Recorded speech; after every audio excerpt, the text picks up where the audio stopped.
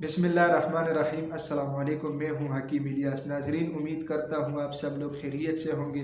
नाजरीन, आज का जो हमारा टॉपिक है वो है मुश्तज़नी के बाद जो कमज़ोरी जिस्म में आती है उसके इलाज के बारे में।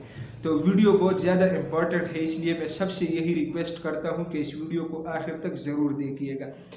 तो इससे पहले मैं आप लोगों को एक नोट करने वाली बात बताऊं कि वो हजरात जो अभी तक मुश्तज़नी का शिकार हैं उसके लिए मैंने एक तफसीली वीडियो बनाई हुई है। उसके इलाज के बारे में बहुत ही ज़बरदस्त इलाज है। तो उस वीडियो का लिंक मैं नीचे डिस्क्रिप्शन में दे रहा हूं, जिसको ज़रूरत हो वो इस वीडियो को देख सकते हैं। अब आते हैं अपने टॉपिक की तरफ।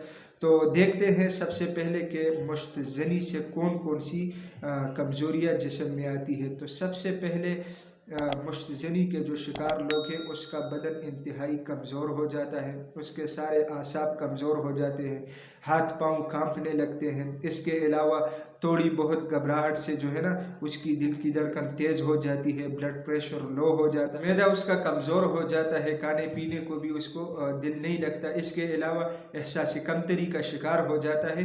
तो फिर वो मतलब दिन ब दिन वो कमज़ोर होता चला जाता है। तो ये बहुत कबीह आदत है और मैंने पहले भी वीडियो में बताया था कि इससे जितना जल्दी हो सके तौबा करनी चाहिए। अब आते हैं कि इस कमज़ोरी का इलाज हम कैसे करेंगे। तो इसका इलाज बहुत आसान है। आप लोगों ने 7 दाने बादाम और इसके अलावा 7 दाने किशमिश वो आप लोगों ने रात को पानी में रखना है। सुबह उठ के बादाम से छिलका उतारना है और उसके साथ ये किशमिश आहिस्ता आहिस्ता अच्छी तरह चुबा के आप लोगों ने इस्तेमाल करना है। इसके अलावा दिन के किसी भी टाइम आप लोगों ने 4 दाने खजूर खाना है। तो इसके अलावा किसी और नुस्खे की या किसी और दवाइयों की कोई ज़रूरत नहीं है।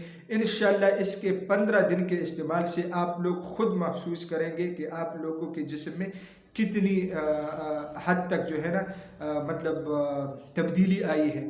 तो इसके अलावा एक और नोट करने वाली बात मैं आप लोगों को बताऊं कि जब आप लोग इस नुस्खा को इस्तेमाल करना शुरू करेंगे और अगर आप लोगों के ऊपर इसका अच्छा रिजल्ट रहा, अच्छा रिस्पांस आप लोगों को मिला, तो फीडबैक कमेंट के ज़रिए फिर मुझे ज़रूर बताना कि मेरा बताया हुआ नुस्खा आप लोगों को कैसा लगा और इसका असर कैसा रहा। तो मैं रिक्वेस्ट करता हूं कि किसी भी महंगी दवाई, किसी महंगे नुस्खों का इस्तेमाल करने की आप लोगों को कोई ज़रूरत नहीं। इंशाल्लाह इस खजूर, बादाम और किशमिश के साथ आप लोगों का जो जिस्मानी तौर पे जो कमज़ोरी आई है वो मसला आप लोगों का कवर होगा इंशाल्लाह।